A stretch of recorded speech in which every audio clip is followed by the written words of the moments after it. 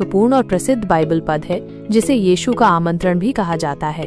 इसमें यीशु उन सभी लोगों को शांति और आराम देने का वादा करते हैं जो जीवन के बोझ से दबे हुए हैं। इस पद को गहराई से समझने के लिए हम इसे 3 भागों में विभाजित कर सकते हैं। 1. मेरे पास आओ। यीशु उन सभी लोगों को बुला रहे हैं जो परिश्रम करते हैं और बोझ से दबे हुए हैं। ये केवल शारीरिक बोझ नहीं है, बल्कि ये जीवन के संघर्षों, चिंताओं, तनावों और धार्मिक नियमों के बोझ को भी दर्शाता है। यह एक गहरा और व्यक्तिगत आमंत्रण है। यीशु ये नहीं कहते कि मैं तुम्हारे बोझ को दूर कर दूंगा, बल्कि वो कहते हैं मैं तुम्हें विश्राम दूंगा। इसका मतलब है कि वो हमारे बोझ को हटाने के बजाय हमें उसे सहन करने की शक्ति देते हैं और हमें शांति प्रदान करते हैं। ये शांति हमें उनके पास आने से मिलती है। 2. मेरा जुआ उठा लो और मुझसे सीखो। यहाँ यीशु एक जुए का उदाहरण देते हैं।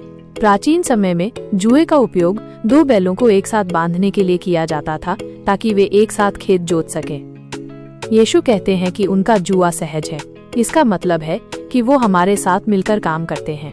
हम अकेले बोझ नहीं उठाते, वो हमारे साथ चलते हैं और हमारी मदद करते हैं। जब हम उनके शिष्य बनते हैं और उनसे सीखते हैं तो हम उनके साथ मिलकर बोझ उठाते हैं। यह एक साझेदारी है जिसमें हम अकेले नहीं होते।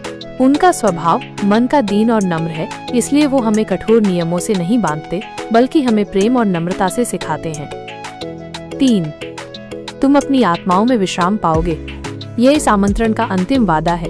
यीशु हमें शारीरिक और मानसिक दोनों तरह से विश्राम देने का वादा करते हैं।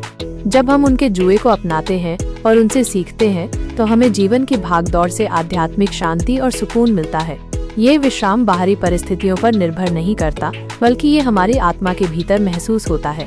29 हमें सिखाता है कि हम अपने सभी बोझ और चिंताओं को यीशु को सौंप सकते हैं। जब हम ऐसा करते हैं तो वो हमें न केवल शांति और विश्राम देते हैं, बल्कि हमें ये भी सिखाते हैं कि कैसे उनके साथ रहकर जीवन जीना है। यह एक ऐसा मार्ग है जो हमें सच्चा सुकून और आनंद प्रदान करता है।